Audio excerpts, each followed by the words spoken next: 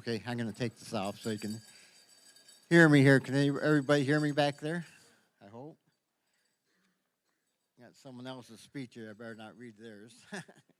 um, I want to thank the singers for setting the tone. In our culture, the drum beat kind of sets the tone for events and gatherings, and we always start with a song, you know. So, Chimigwitch over there. Okay. I have to say is I'm very humbled to be asked to speak at this summit. It's been said many times that by many people that it takes a community to raise a child. Well, I'm a child that was raised by the Grand Rapids community. I was born and raised in Grand Rapids from infancy to elementary schooling, high school, and college, not to mention the street life here. I won't mention anything about that, though.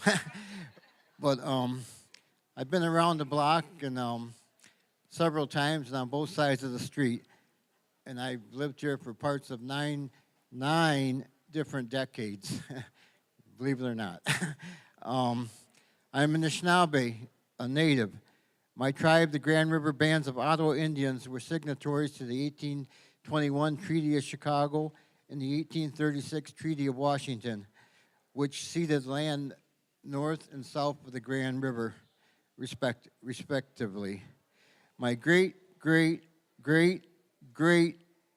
Mishomis grandfather was one of the Ogamas, the chiefs, that signed a treaty with the federal government along the banks of the Grand River where Bawatine, the rapids, once existed in 1855.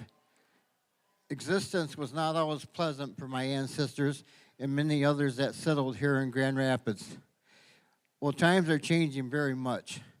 We are very, very lucky to exist in a time where the city is making great strides to improve the conditions of all living beings, all living beings.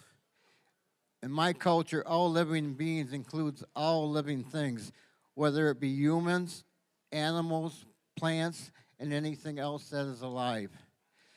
It involves factors of the environment such as air and water quality in a safe and healthy place for all to live. I attended this summit last year and experienced many different organizations and people who are working to make Grand Rapids a better place to live. Social, economic, or environmental, health, and educational groups that want Grand Rapids to be a place to be proud to live. We are very fortunate and need to thank the organizations that put this gathering together and to the people that attend and want to be part of this summit.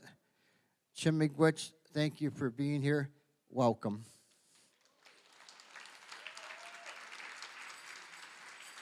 Miigwech. Chimigwich, thank you so much. Another round of applause for Chairman Ron Yob from the Grand River Bands of Ottawa Indians here in Grand Rapids. Thank you very much, and thank you to Wandering Nation and our terrific dancers. So again, round of applause. Thank you. All right. Happy Summit Day, we're here. Woo! We have been dreaming of this day, planning for this day for a year. It's our annual love letter to community, to come together, to learn together, to connect, get involved, and just really inspire folks for another year. And so I'm just so thankful that you're here. My name is Stacy Stout. I'm a Grand Rapidian. Live here. I'm very excited. I won't point her out because that'll embarrass her, but my teenage daughter is here. So I'm very excited about that. So it's just a really amazing day. So I'm with the Office of Equity and Engagement. That's the office liaison to the planning team with these really amazing, diverse planning teams. So if you see anyone in these black shirts today, please just give them a head nod, fist bump, a thank you. Volunteers just really just doing such great work. So a round of applause for the planning team. Oh my goodness. I've received a lot of compliments this morning. Oh, Stacey, great job. I'm like, I will receive it and pass it along to them because they did all the work. So I really appreciate that. So we have a great lineup for you today. Like I said, so much love, thought, and work was put into making today possible for you and for all of us. And we're just so glad you're here. As you move throughout the building today, we encourage you to connect to people, say hello, and just be here, right? Like just be in community with one another. When you see the amazing planning team, but also the volunteers. Volunteers, where are you at? They're probably busy working, but they're in the yellow and the red shirts. They might be upstairs. They're working. If you see them, same thing. Please, yes, round of applause for the volunteers. Not only are they all volunteering today and throughout the year to get ready for this experience, but also the community celebration immediately to follow Summit from 4 to 7 in Roberto Clemente Park, where we will have food trucks. We got some free food tickets for you. We're going to have 39 BIPOC vendors market, so definitely text people throughout the day, but like see you at Clemente Park. So that's immediate following. If you know Rachel Lee, you know that hospitality is her jam, and she really hooked it up with the food today, so I hope you were ready to eat basically all day. All day, we're going to eat. And all the food is from local vendors here in Grand Rapids, so round of applause for the food. It's really good. So in your folder, everyone should have got a resource bag, and if you didn't, please definitely get one at the check-in table. In your folder, in the resource bag, there's this passport-looking thing with some boxes on it. You want to use that throughout the, pretend I'm holding it. So you want to use that to go to all of these amazing resource tables on the first floor and the second floor. So go to those resource tables, learn about these great initiatives or projects, and then at the end, that's your entry to win really cool prizes at the end, all curated again from local businesses. And we do not ask for donations because we want to support businesses, so that we definitely got some great things for you. So, all right, so that's one thing. In your program folder on page 24, we move some things around. So the wellness room is now the child care. So that corner room, that's for childcare. The wellness area is actually outside. We have like a living room environment for you to, if you need a break, or you just need to, like, maybe there's some heavy stuff we're going to talk about today, and you just need some fresh air. There's some curated wellness space out there. Please take advantage of it and take care of yourself throughout the day, and that's one of our ways to say thank you for being here and that we love you and we want you to have a great day. Also, as we navigate classrooms in 119, 113, 114, and some of the workshops behind me, kind of pretend you're on the Wizard of Oz and stay in the yellow path, okay? There's paths there. Stay in the yellow paths, and please don't venture into the construction area for safety reasons. Next, I'd like to thank GRCC for hosting us. Isn't this a great space for this? Yes. It is great. I love it. I love the energy you're bringing. I love everything. So thank you to GRCC for hosting us, and it is my honor to welcome Dr.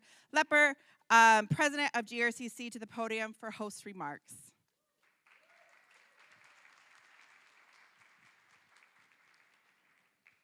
Thank you, Stacy. Good morning. I feel really tall up here on this platform. I'm really not this tall. But good morning and welcome to Grand Rapids Community College and to the Leslie E. Tassel MTech Center.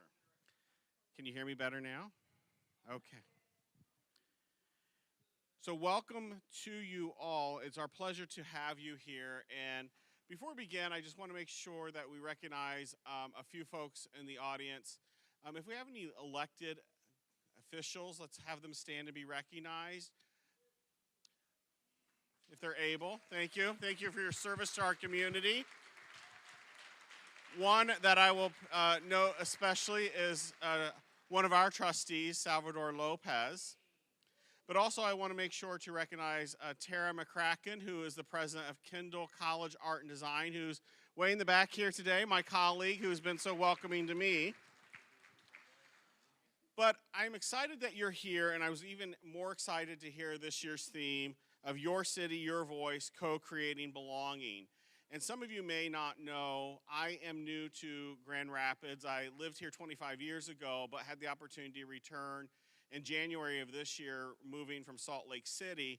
And I have just been so amazingly impressed by the vibrancy of the city, the community that the city intentionally builds, and events like this is evidence of that and the interconnectivity that we all have.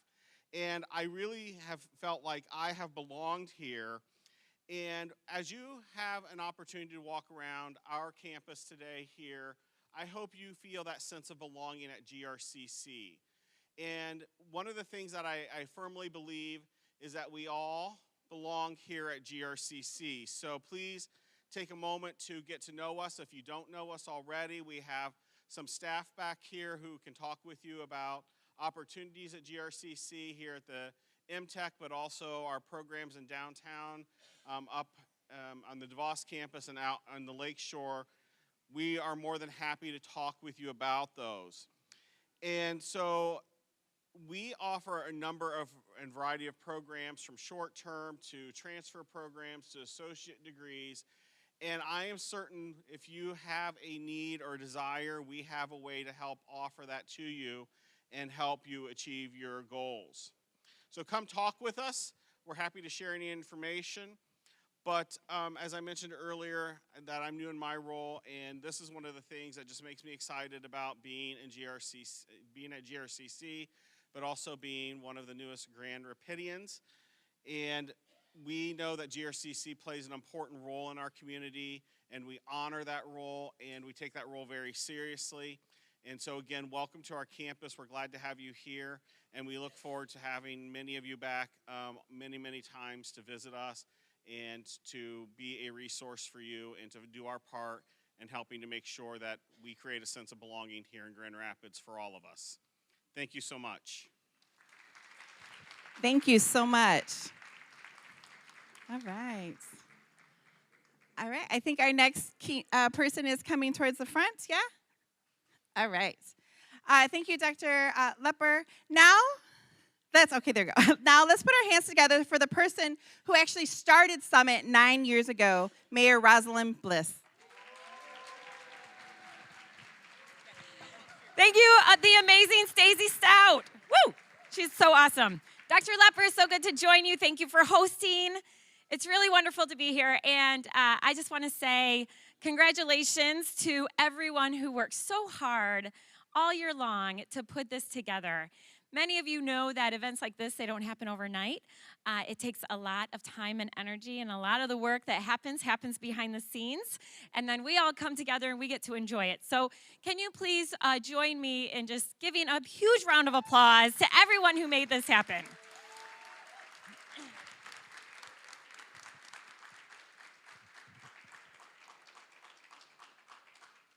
I can't believe it's been 9 years. Yeah.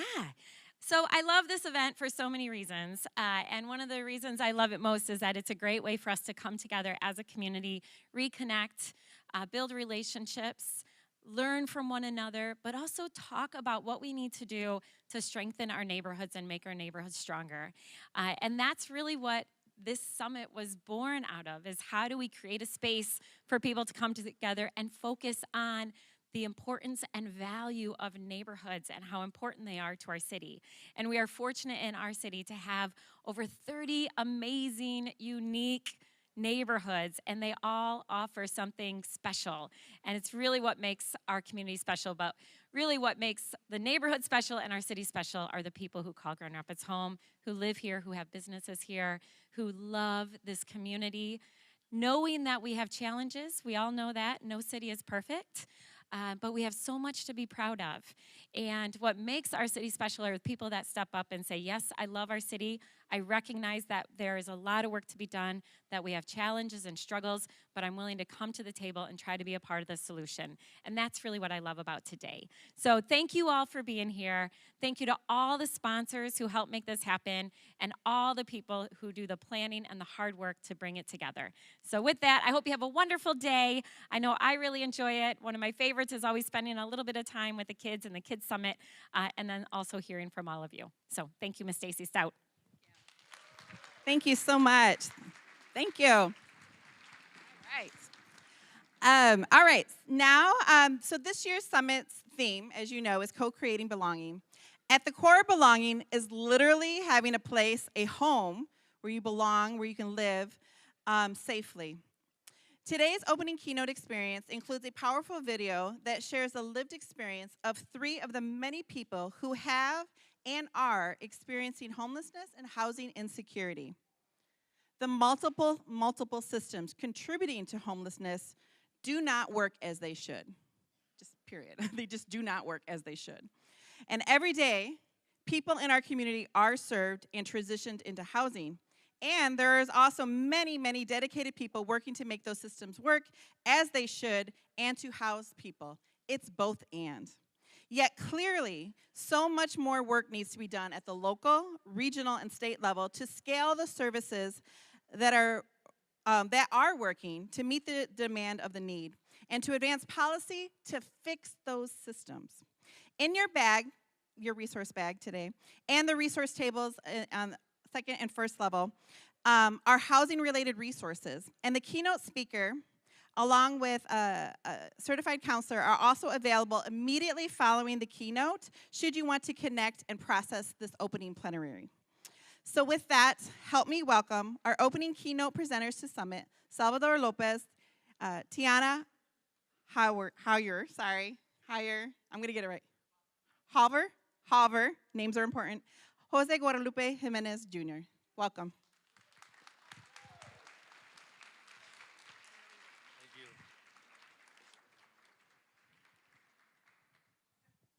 Buenos días. Gracias, Stacy. Mi nombre es Salvador López y soy el presidente de K-Connect. También estoy en la mesa directiva de Grand Rapids Community College, GRCC. Me da mucho gusto estar con ustedes esta mañana para platicar un poquito sobre un tema muy importante relacionado con viviendas.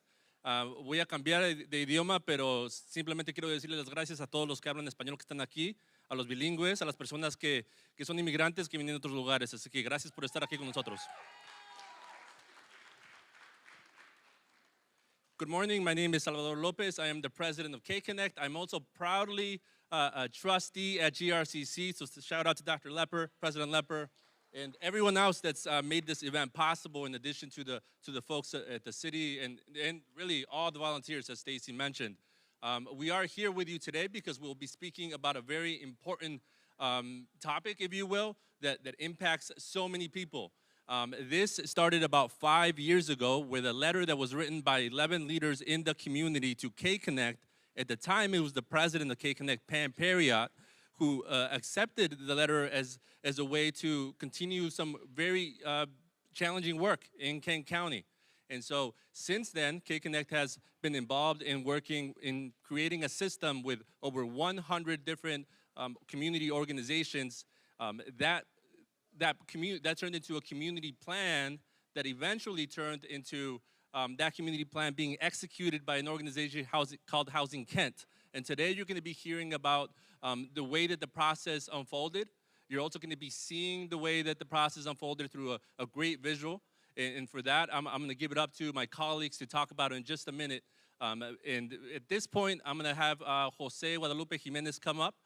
He is going to provide the lens of the documentary that you're going to watch. K-Connect is a big part of the process in terms of convening folks to come in and facilitating very difficult dialogue. We visualized a lot of data, but it was Jose and his team at Candor Media's vision, Michelle, Elizabeth, I think Elizabeth is here too, so shout out to Elizabeth as well, that really were able to visualize and tell a story. A lot of times in our communities, we do some great stuff. We take on some challenging topics, but we don't document, and we forget. And what happens when we forget? We end up repeating some of the same things that get us in trouble to begin with. And so I really appreciate Candor Media and Jose's vision to really make this project come to life. And so with that being said, I'm going to hand the mic over to Jose Guadalupe Jimenez.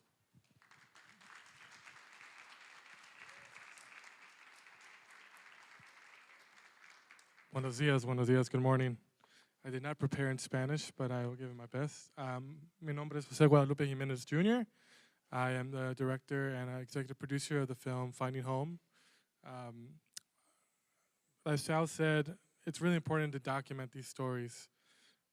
There's a lot of responsibility when you're asked to do a documentary in this manner. There's a lot of responsibility to do a documentary any time, but when someone gives you and trusts you to go into their home and put a camera in front of their family, in front of their children, it's a very, very, very vulnerable place for you and them.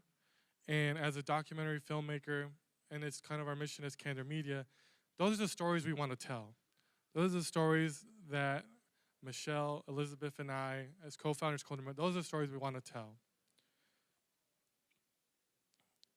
You know, data and numbers plays a huge role in most films, but without the stories, that's just what they are. They're just numbers. Stories are what make data and numbers human. And that's what I hope you guys get out of this documentary. I really wanted to just show you, we just really wanted to show you, just let you experience what these people have been going through in our city. And I hope the film just gives it just a little bit of justice. I would like to introduce Tiana here now, just to kind of.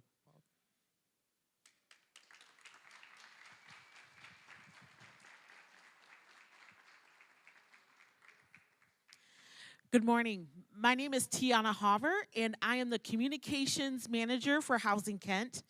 I'm so happy to be here. I don't want to take too much time other than to also introduce my colleague, Alex Contras, who's our Senior Director for Data and Policy. But really, I want you to have the opportunity to see the documentary, Finding Home, America's Crisis in Kent County. And then I'll come up afterward for some closing remarks.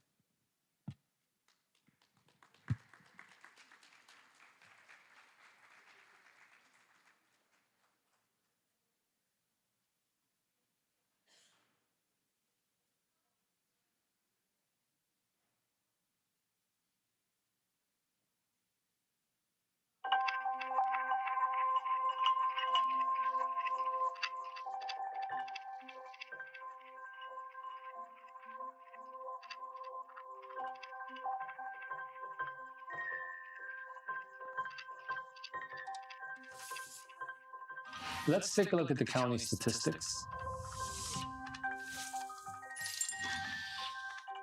1 out of 6 African American children access the homeless system. This is compared to 1 out of 130 white children. Just think about that for a second. The homelessness started 2017. Before we moved into Red Roof, I would sleep in my car. And my children went to Las Vegas with my grandma.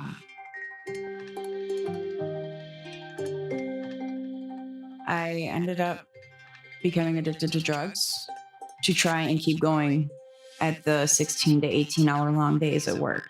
I struggled with it for about 7 months before I ended up being evicted. You never know if the person you pass on the street was one of those kids or is one of those moms. Homelessness has a lot of faces, and behind every face is a story. I've always seen people on the corners of the street panhandling and stuff like that, and I look at them and say, well, maybe they need to get a job. When we realize that the system goes from no housing to house by choice, it really demanded a change in how we look at things. It demanded a redesign.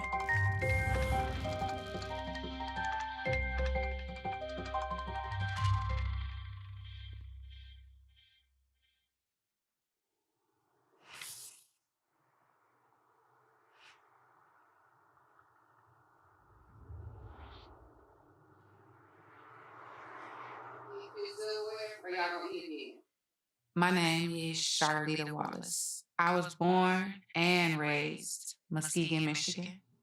I grew up what I would call pretty rough neighborhood. I felt comfortable as a child, but as I grew older, it was a place I did not want to raise my children.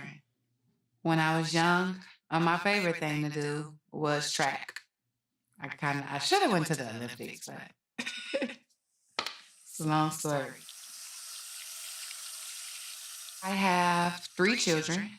LeBron Jones is my oldest. LaCarion was born when we moved to Grand Rapids. Actually, the first thing that got us here was LaCarion came early. I was in labor at 22 weeks. I came on an ambulance truck from Muskegon, Michigan to Grand Rapids, Michigan. I never went back to Muskegon after that. I got her fan. You want to open your plane up? What are your lights? Asia was born in 2012. I moved to a duplex in Grand Rapids, Michigan, on Camelot Drive. There was a mold issue in the house. Lucarian had an asthma problem. He would have back-to-back attacks, and we took him to the doctor, and we found out that it was the mold that caused the problem. And the doctor suggested that I inform the landlord. As I informed the landlord, he gave us an eviction.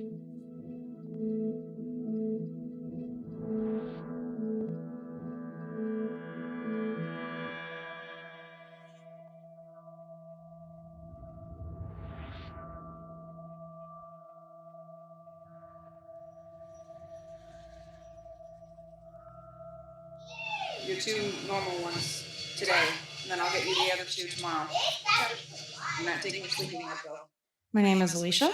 I grew up in Wademan, Michigan. It is about 20 minutes northwest of Mount Pleasant, and moved down here about 5 years ago when I was pregnant with my son. Can you tell me about that process? What it was like moving here?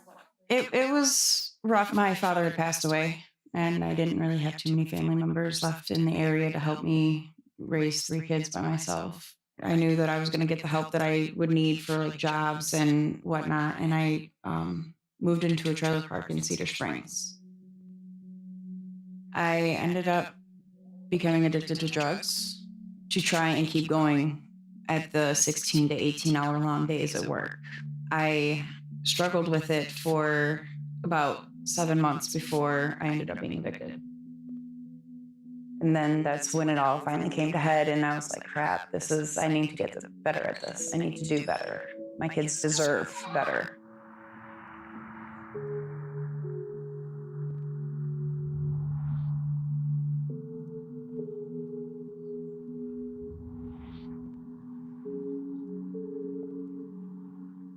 My name is Susan Zidell, and I'm from Grand Rapids, Michigan. Hi, I'm David, and I'm from Houston, Texas. We met at a shelter downtown here in Grand Rapids. And one day I was supposed to go meet this girl to have breakfast with her, and she ended up standing me up. Yeah, she took off and left us at the table, basically. And we started talking from there and stayed together after that. How often have you had to deal with housing issues and homelessness? Not really too much, because when I first got here, my first job was this pizza shop right here across the street. And I've been working with them for the past 13 years now. They were paying me weekly there, and I had a little motel room to myself, you know. The next day, I didn't even know I was fired. I went in there, and they're like, oh, you're not on the schedule no more. They take you off and this and that. And okay, whatever. Well, I want to find another job and get things straight. Oh, that's another thing. I put in 4 applications online. I've been trying to get him situated with a job so I can get a job so I know what our schedules are going to be. And then dealing with the homeless situation as well for, really too long now. We stayed at Mount Towers for a time period. An incident happened there where the program, 3 days before I was supposed to be getting a voucher from them, they kicked me out because I had a health issue going on, a stomach issue at the time. And there was a lady cleaning, and she just didn't understand what was going on at the time. I ended up getting in trouble for it. I don't even think even got in trouble for it.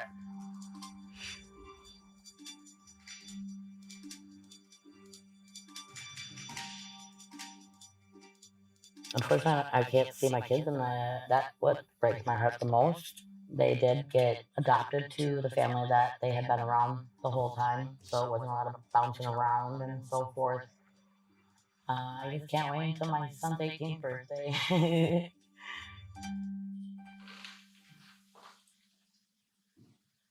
When I think about K-Connect, I think about the mission and the purpose of what we do. Convening, facilitating, bringing people together. Think about outcomes that are going to help people that look like me. They're going to help people that don't look like me. Outcomes that are going to help everyone. And when I began as president of K-Connect in September of 2020, and that's when I quickly learned about the Housing Stability Alliance, a network of people working together to try to dissolve homelessness in King County. A letter was written to K-Connect, to me, by Joe Jones, who at the time was the president of the Urban League. In that letter, he made a very good case that we needed to do better for children and families in Kent County. He sent the letter. I don't know if it's okay to say this, but all hell broke out. Troubling new numbers tonight reflecting the depth of the housing crisis in Grand Rapids, especially for children of color. The letter itself, many thought that it came from me because I sent it to my email. But there were a bunch of other signatures on that letter. And so I think that, you know, the collective of the agencies that were represented as those who signed the letter, I think it spoke volumes. And it, again, really began a process of making this work something that would not and should not be ignored. We're talking about a community that exudes prosperity, and to be in a position where we had the types of numbers that we had, it was very disturbing. Experts are reporting a housing crisis for renters in Grand Rapids. This comes as another high-rise apartment complex is in the works for downtown. And while many of the families and youth we were serving had jobs and they were working very hard, they couldn't make ends meet. They couldn't afford their housing.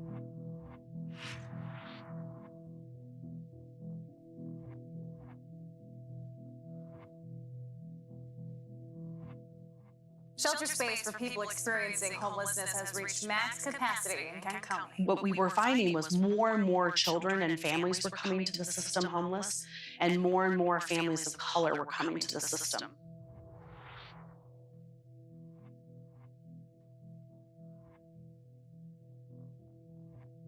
When you're looking at that amount of population in Kent County, facing homelessness. You're talking about children, you're talking about families, you're talking about mothers. We're talking about the Black population particularly are not getting the same kinds of benefits. They're not getting the same kinds of support as the majority population is. There's something happening here in Grand Rapids and Kent County that the outcomes are even worse than what we're seeing. We're seeing, things like with the Black-white homeownership gap. That gap is the fourth largest gap in the nation.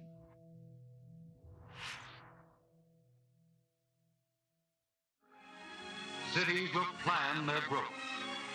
Communities will provide more neighborhoods where men and women can live in comfort and dignity. Better living conditions are ahead for us all.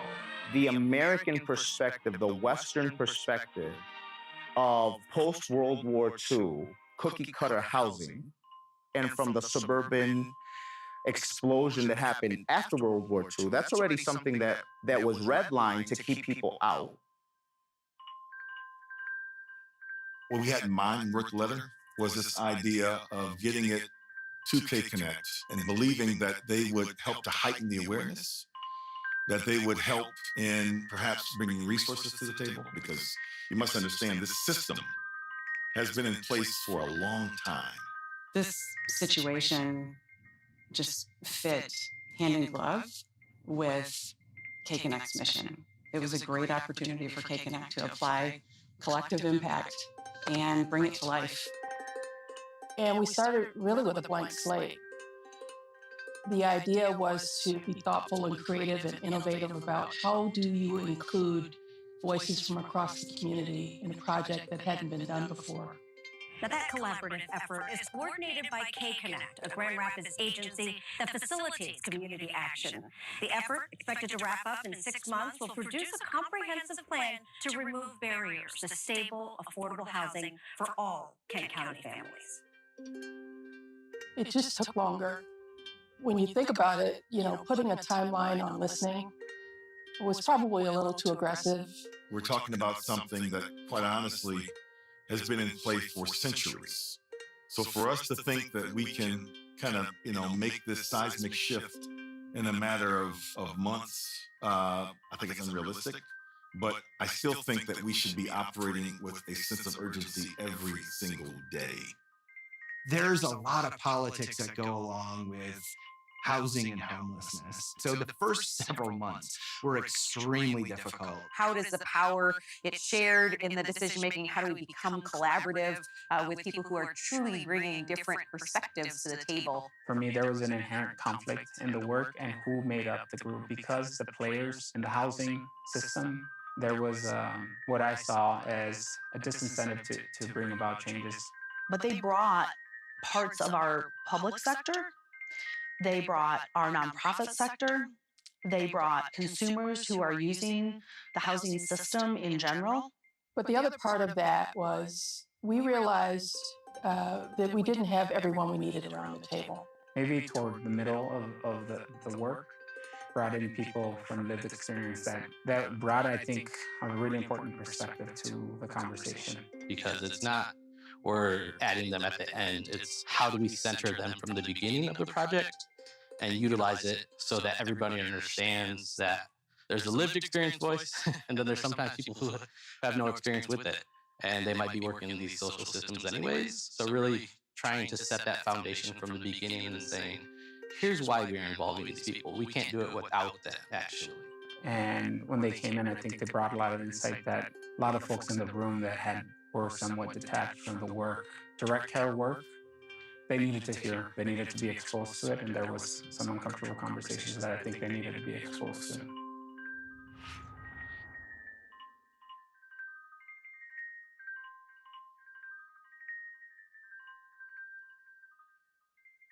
And so one example that I often point to in terms of an organization working with people that are experiencing homelessness, one of the questions I ask this organization is, how many times do you provide that service to a particular individual or family?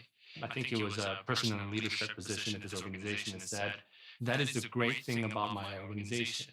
We don't have a cap on the number of times that we provide services. Now, on the surface, that sounds very positive. That sounds like something that should exist just about anywhere. But ultimately, the purpose is to dissolve.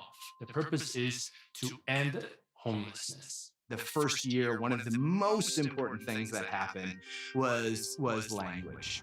And even the language that we use has really been from the framework of people living in middle class or upper middle class or people in wealth who have framed things from a theoretical standpoint rather than a lived experience standpoint.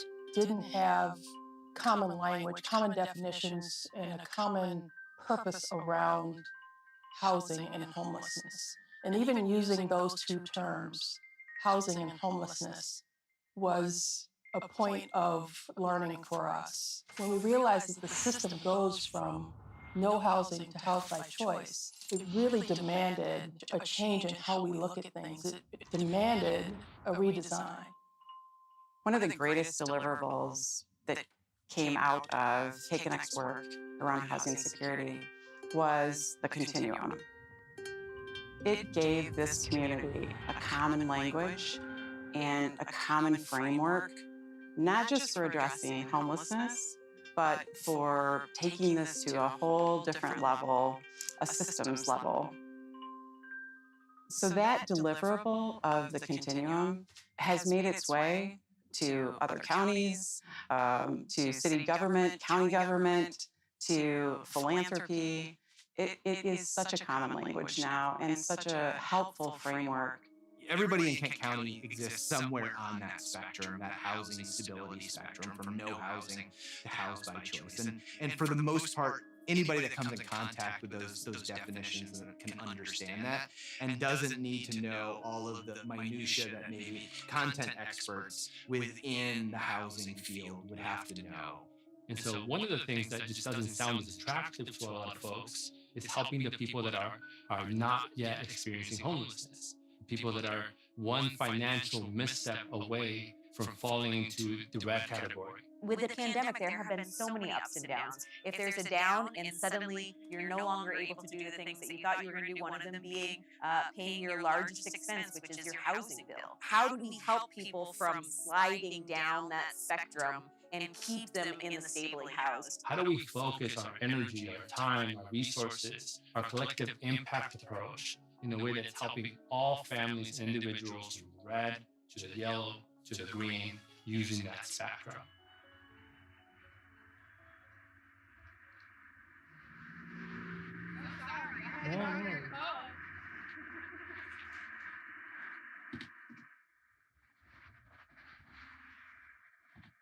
The homelessness started 2017. Before we moved into Red Roof, I would sleep in my car. And my children went to Las Vegas with my grandma. while I stayed here trying to stabilize myself. And sometimes I would sleep in a hotel or a friend who would let me stay the night at their house. Not to mention it was like the blizzard winter. The worst blizzard winter, okay? You couldn't even go outside without freezing, okay? My car, the exhaust was out. It didn't have any heat. You be going to work and your windows are frozen, but you gotta go. What you gotta do for this hotel? I'm sitting there trying to wipe my windows. I would be applying for houses. They was requesting that I make 2 times the rent. The Grubhub was new at the time. You need a 1099 to prove the income for self-income. So at that point, they only would count the $11 an hour. So now they're gonna say, well, you don't make 2 times the rent. Well, I'm like, who is? I said, that's wait. Most people was making that money, $11 an hour.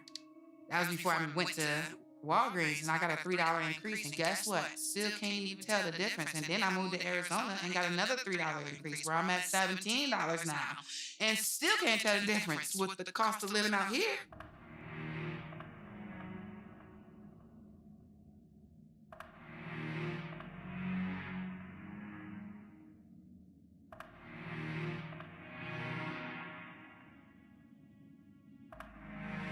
Then I picked up a job from Amazon. I look for Shipt. I look for anybody I can actually get out and make money because it's the only way I can maintain keeping my kids comfortable. I got a call from, I believe, Community Rebuilders, and they said there was room at the shelter. I worked in Kentwood, like way out Kentwood. And my children went to school in Kentwood.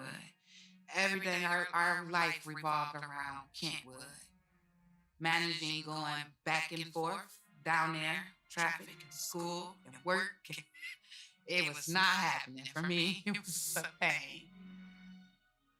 My income is never disqualified with a house. But just to tell you, I make 60 grand a year between these jobs.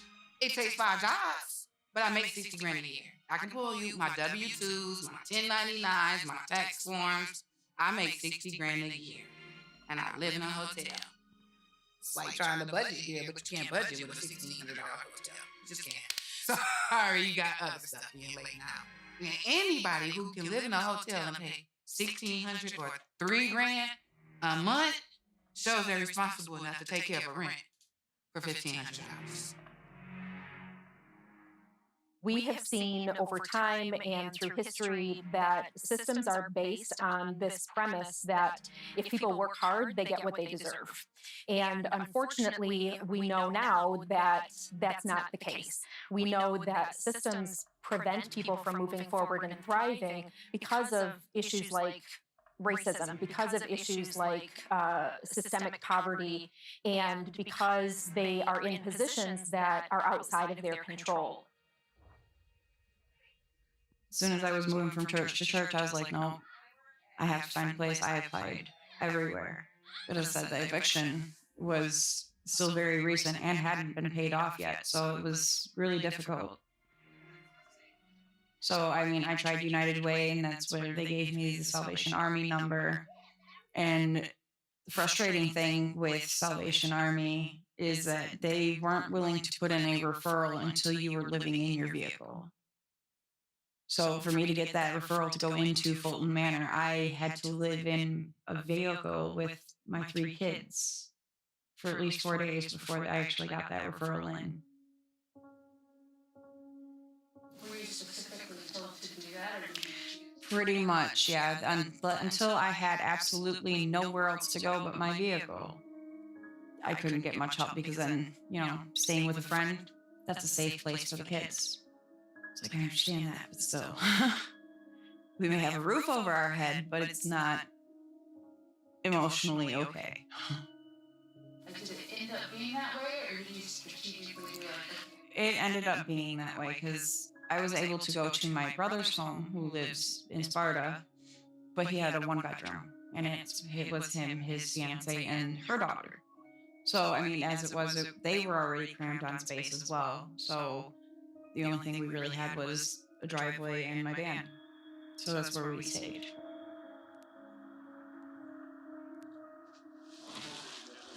Oh, it gets very cold. It's in the 20s, like it was 5 below one night. It gets very cold. I think that was the lowest. Yep. The gas prices went soaring. That kind of got us a little bit there for a while.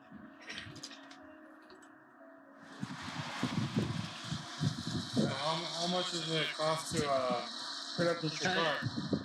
$60. How long can you heat your car for? It'll last us maybe like 2.5 days, up to 3 sometimes. 2.5 days? Yeah, I keep heating here now. $82. Whoa, 83.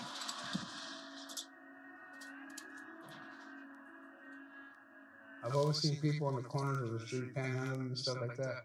And I look at them and say, well, maybe they need to get a job.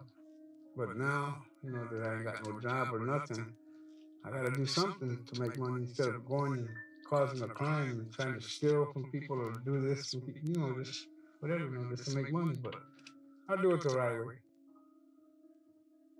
When we're away from each other, we have kind of said something about maybe it's better if we just go other directions or whatnot. I don't necessarily think that giving up on each other is necessarily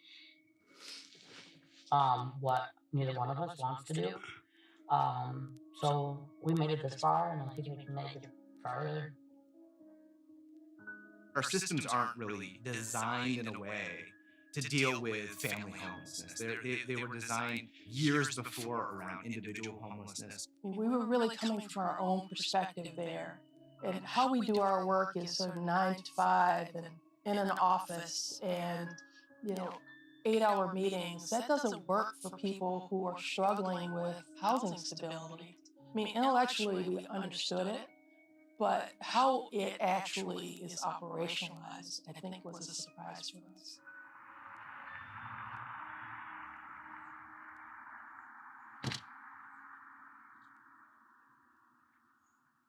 By the end of 2020, the Housing Stability Alliance network and leadership team made the decision that a new organization needed to be created in order to operationalize the community plan.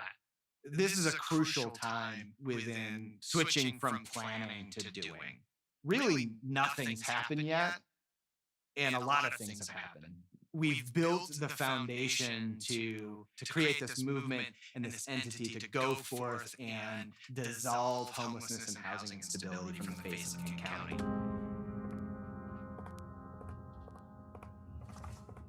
Eureka People is probably the best fit we could possibly find for the Housing Kent president.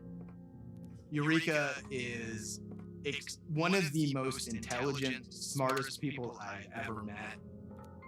She is a fantastic facilitator. She's extremely gritty and tough. She understands what it takes to come into various communities, especially this community. She knows how tough this work is, but she's also very passionate. I'm always moved when I hear some of the situations that people find themselves in, because I holistically just believe that as human beings, like, we just deserve a certain level of base quality in our lives and quality relationships and quality housing. I believe they haven't figured out what's keeping these people from getting in homes. They haven't done anything to stop what we're going through. It's easy for anyone to become homeless. If I hadn't have had the support from the program, I probably would still be bouncing from church to church or hotel room to hotel room with COVID going on. I never would see myself living like this the way I am now. I get called all kinds of names, but I just told to sign up and see if they help me, they help me, they don't, they don't. The voice of those who are living this nightmare. It's the voice that needs to really lead in finding the solution.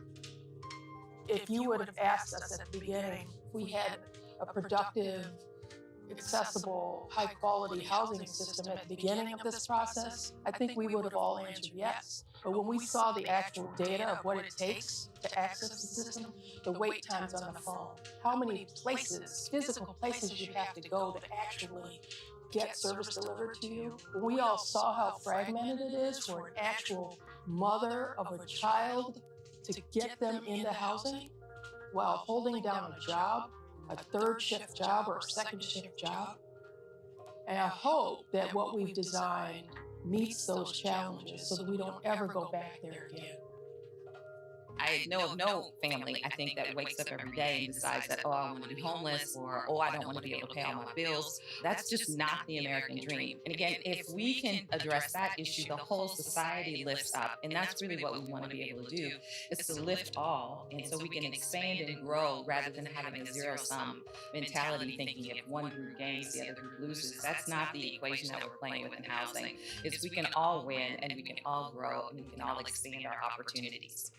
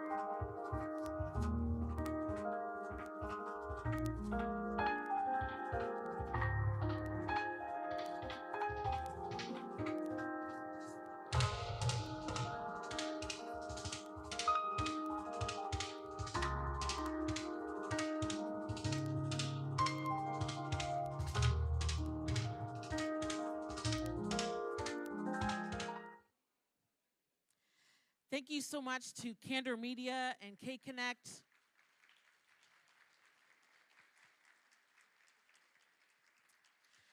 Now, I understand that Charlita, is she here? All right, she's on her way in. But so when she comes, I just want to acknowledge the work that she has put into become a licensed real estate agent has really changed the trajectory of not only her life, but that of her children. But I also want everyone here to understand that the stories that are seen here in this video represent thousands of people in Kent County. That it's not just about being able to hear these stories and like, wow, look what they were able to do.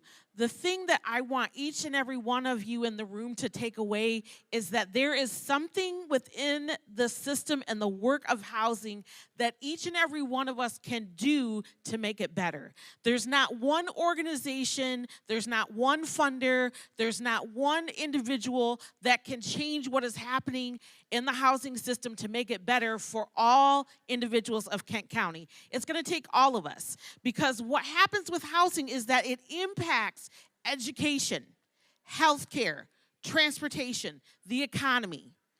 So what Housing Kent is doing is we are working with all individuals and organizations across that housing continuum to increase affordable housing, dissolve homelessness, and to eliminate the racial disparities that we know are a part of the housing system.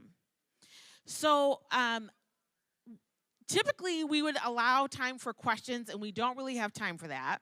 However, in your resource bag, there is a little GRCC notepad. And so what I would like you to do is, if you have a question or a comment that you would like to make regarding what you saw, I want you to write that down, and we're going to collect those. And then if you're somebody who would like to have some follow-up, please include your contact information so that we at Housing Kent can follow up with you. But we want to hear from you because we know there are people who are going to have questions about what they saw. And so that is really important that we're able to gather that. So we do really want to hear from you. We have our next Housing Stability Alliance convening actually coming up on June 9th. And if you visit, you can connect with myself, Alex, and we can make sure that you get that information for registration. We're going to be focusing on eviction prevention. That's the theme of that. We know that that is another major piece. That if we can get that coupled with more supply, coupled with dissolving homelessness, that's really taking care of a lot of folks within Kent County. Some people in here may feel some kind of way after seeing this video.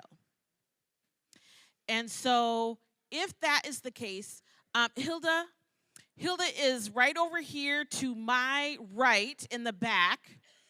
And if you feel like I need to talk with someone and process what it is that I saw, she is going to be available for you to talk and process with, okay? So we don't want people to feel like they've got to carry around the rest of today with maybe some things that were triggering perhaps, okay? What I want to leave you with is this. There is hope. There is hope available for all of us to change the housing system in Kent County. And I want to invite all of you to be a part of the solution. Whether you're a business owner, you're a homeowner, you're a tenant, you're someone with lived experience, you're someone who is a philanthropist, nonprofit leader, everyone is welcome to be a part of the table. And I also want to point out that Dwelling Place, if you're looking for a way to connect, Dwelling Place has a new cohort getting started this summer. Jen, if you want to wave, she's in the back. Can't miss her. Okay, she's got information on a new affordable housing cohort that they are working on that's community-based, on us all working together on what can we do to make sure that there's affordable housing for everyone in Kent County. All right, thank you so much. And we are here to speak with you and enjoy your workshops. Here's Stacy. All right, yes, round of applause. Thank you so much. Yes. So that's the beauty of Summit. We want to obviously celebrate community, have a great time, but we want to do that in an authentic way, so we got to have some real talk. And so I just really appreciate the work that you're doing, and for those working behind the scenes, whether you're at an organization or an advocacy group, it all adds up. So I have some notes. Of course, there's already a lost phone, so if you do not have your phone on you, and you should, check with our check-in tables in the front. We have a little bit of time before the first workshop at 10:30. Please visit these resource tables. There's a lot of them, and get your passport filled out. That is your entry ticket. So co-create with us. We have an interactive art project during the lunch hour that you can contribute and help make the art. It's just outside because, we don't want to paint indoors. We want to be nice to our host. But right outside the doors, there's a mural that we'd like to create together today. So please, you don't have to be a painter. Everyone can use a paintbrush. We're good. First workshop, 10:30. The food's paid for, so if you have any room, please eat more and get more coffee. And then, we're going to huddle right here with Hilda. If you guys do want to process a little bit, we'll huddle right here and circle up the chairs. Have an awesome Summit day. Meet new people. Have a great day. We start at 10:30. Thank you.